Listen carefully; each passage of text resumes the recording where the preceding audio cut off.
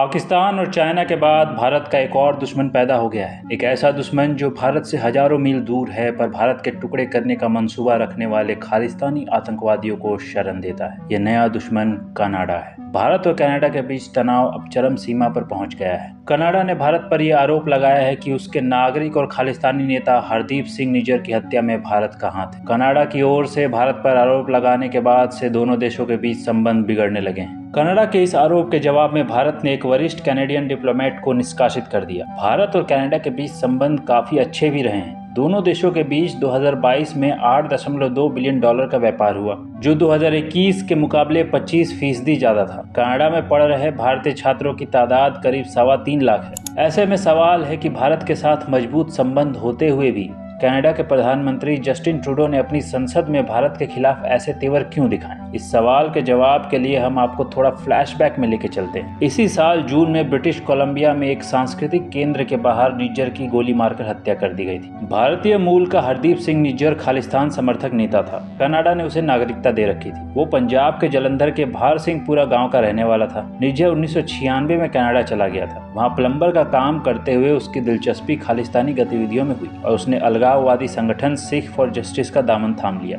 आपको बता दें कि भारत में सिख फॉर जस्टिस पर बैन है। दोनों देशों के बीच पहली बार रिश्तों में इतनी ज्यादा तल्खी देखी जा रही है। हालांकि इसके पीछे भारत की चिंता जायज है, क्योंकि पहले आतंकी अपराध करने के बाद पाकिस्तान में जाकर शरण लेते थे, लेकिन अब कनाडा ऐसी जगह बन रहा है जहां पर भारत विरोधी लोगों को सबसे ज्यादा शरण दी जा रही है। खालिस्तानी आतंकवादियों को शरण देने के मामले में कनाडा सबसे ऊपर है। लेकिन ये जानना भी जरूरी है कि आखिर कनाडा की ऐसी कौन सी मजबूरी है जिससे वो खालिस्तानियों को अपनी जमीन पर भारत विरोधी गतिविधियों को सपोर्ट करता है। क्षेत्रफल के हिसाब से कनाडा रूस के बाद दुनिया का दूसरा सबसे बड़ा देश है, लेकिन वहाँ की जनसंख्या मात्र 3.5 करोड़ है। किसी भी देश को मजबूत बनने के लिए लोगों की जरूरत होती है, और अपने यहाँ पर लोग नहीं होने के कारण ऐसे देशों को अपनी इमिग्रेशन पॉलिसी को आसान करना पड़ता है और दूसरे देश से लोग यहाँ पर आते हैं, जिससे उस देश की तरक्की में योगदान देते हैं। कनाडा में सिखों की तादाद कुल जनसंख्या का लगभग 2% है, जबकि भारत में सिख 1.7% है। कनाडा में इंग्लिश और फ्रेंच के बाद सबसे ज्यादा बोली जाने वाली भाषा पंजाबी है। अगले साल कनाडा में चुनाव भी होने वाले हैं। जस्टिन ट्रूडो की लिबरल पार्टी के पास महज 158 सांसद हैं, जबकि 338 सीट वाली कनाडा की संसद में बहुमत के लिए 170 सांसदों की जरूरत होती है। ट्रूडो को न्यू डेमोक्रेटिक पार्टी का समर्थन हासिल है, जिसके 24 सांसद हैं। इस पार्टी के मुखिया जगमीत सिंह हैं,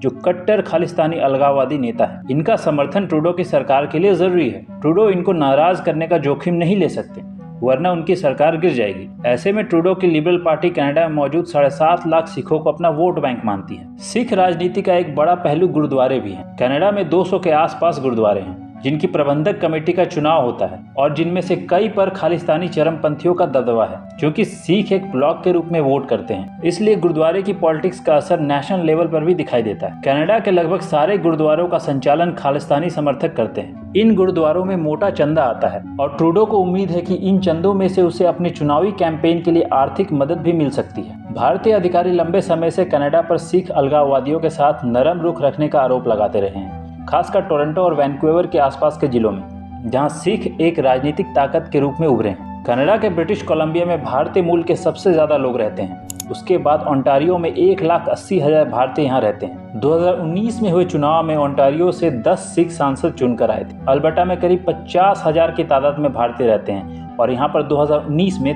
3 सिख सांसद चुने गए। वहीं क्यूबेक में यह तादाद 9,000 है, और यहाँ से एक सिख सांसद चुनाव जीतने में कामयाब रहा था। ऐसे में यहाँ पर जो खालिस्तान मूवमेंट चल रहा है, वहाँ के सांसदों का इनको समर्थन है, और इसी वजह से ट्रूडो सरकार बैकफुट पर है। हाल ही में संपन्न हुए G20 समिट में जस्टिन ट्रूडो और पीएम मोदी में कोई ऑफिशियल बायलैटरल टॉक्स नहीं हुई थी, बल्कि इसके इतर एक छोटी सी बातचीत जरूर हुई थी। भारतीय विदेश मंत्रालय के अनुसार ट्रूडो ने निज्जर की हत्या का मुद्दा उठाने का दावा किया, जबकि पीएम मोदी ने कथित तौर पर देश में सिख अलगाववादी समूहों को काम करने की अनुमति देने के लिए कनाडा की आलोचना की। पीएम मोदी ने अलगाववादी आंदोलन पर लगाम लगाने के प्रयासों को जरूरी बताया। इससे पहले कनाडा ने पिछले साल अक्टूबर में भारत के लिए प्रस्तावित एक ट्रेड मिशन को भी रद्द कर दिया था। इसका कोई कारण भी नहीं बताया गया था।